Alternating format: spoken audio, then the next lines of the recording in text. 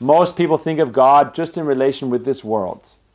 So as we understand, Krishna is far beyond this world. He has his own spiritual worlds. And so he came from that world to this world to exhibit his human-like sweet pastimes that can attract us to him. Why Krishna is so beautiful, why his pastimes are so sweet, just to attract us to a higher existence through the path of love and devotion.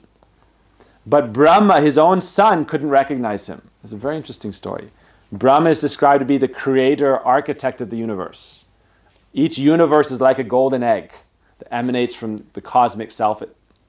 And in each universe, then, the cosmic self appears in another form, and then from his navel a lotus sprouts, and on the top of that lotus, the god Brahma is born.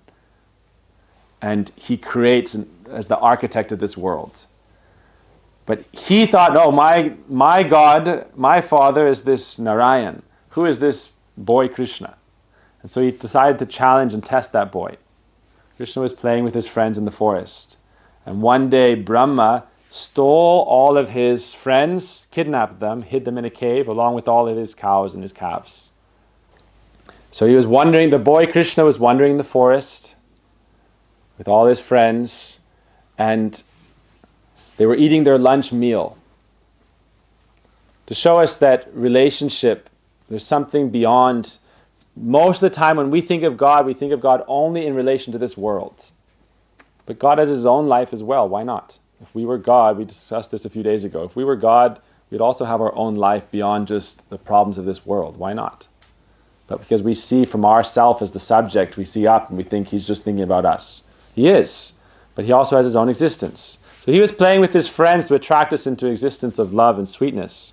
But Brahma didn't understand. He stole all his friends, and he stole all his calves like he was protecting. And he hid them in a cave. And then he came back after he hid them in the cave and looked and saw Krishna was again surrounded by all his friends and calves. And he couldn't understand, who are these? So he looked back in the cave and he looked back at Krishna and he saw it. The boys were in the cave, his friends were also with him, simultaneously. Very interesting.